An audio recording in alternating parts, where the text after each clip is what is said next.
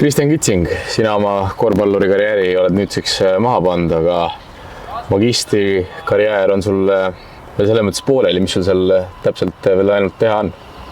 Põhimõtteliselt on seal üks aine ja lõputöö, et ikkagi finišijoon juba paistab.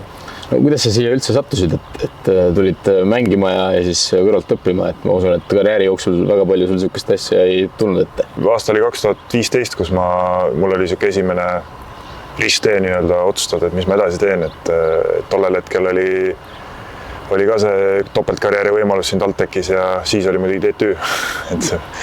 aga jah, tollel hetkel sai see otsus tehtud, et proovime siis seda topeltkarjääri ja vähemalt saab mingi niisuguse asja tagataskusse, millega elus edasi minna.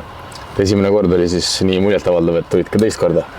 No ütleme, tekkis jälle niisugune risttee, kus pidi otsustama, ja otsus oli väga lihtne, et kõik asjad on siin tehtud nii mugavaks, et... Kui sa võrdled nüüd seda esimest korda, kui sa olid ja oma baka ära tegid ja nüüd, kui sa oled magistris, siis mis erinevus nende kahe vahel on? Eriti, et sa mõlemas mängid korvpalli kõrval. No ütleme, õppimise poole pealt baka oli natuke ikkagi lihtsam, et magister nõuab natukene rohkem pingutust, aga korvpalluri vaatevinklist, oli vähe noorem ja jõudu rohkem oli, et jällegi võib-olla füüsiliselt oli ja vaimselt oli lihtsam, et see lõpp oli paras katsumus. No see ja eelmine aasta siis, kuidas sa üldse kokku klapitasid, kuidas sinusugune mees koolis ja kohe peale seda mängule või trenni läheb? Selles mõttes see kokkuklapitamine ei nõudnud väga suurt kunst, et nagu ma ütlesin, et siin kõik on väga lihtsaks tehtud ja selles mõttes ole lihtsalt ainult mees ja õpi ja mängi. Kui palju satud ülikooli peal erinevatele pidudele ja niisugustele ülikooli üritustele? Kahjuks neid väga väisanud ei ole. 10 kilomeetrit ei jooksnud? Ei jooksnud jah, põlv oli valus. Aga ei, selles mõttes jah, see pidudel käimine on tahaplaanil jäänud, et pigem on fookus kahel asjal. Korvpallile sa nüüd, ma saan aru, ütlesid head aega. Kuhu edasi siis? No eks elu näitab, aga praegu üritaks praktikale saada, et ka see on veel tegemata, et kui saaks praktika jonksu, siis lõpetaks magistri ära ja siis juba vaataks edasi. Aga mingit elusuunda näed, mis vastu vaatab kuskilt? No ma näeks ennast finantspangandusvaldkonnas töötamas, et loodame, et tee võib sinna. Saad ka seal mõne konduse? Võib-olla. Suur tänu, Kristjan Kitsing, ja edu siis järgmises teekonnas oma elus ja loodetavasti näeme sind siis ka TalTechi saalis. Suur tänu, loodan sügisele tribüüni talle. Kaarel Välb, sinu teekond TalTechi ülikoolis on lõpu peale jõudmas homme. Ja tõepoolest homme kella 3 ajal saan kätte oma lõputunnistuse ja võin uhkusega öelda, et olen lõpetanud ärirahanduse eriala bakalaureuse siis. Cum laude? 2 hindepunkti ei puudu.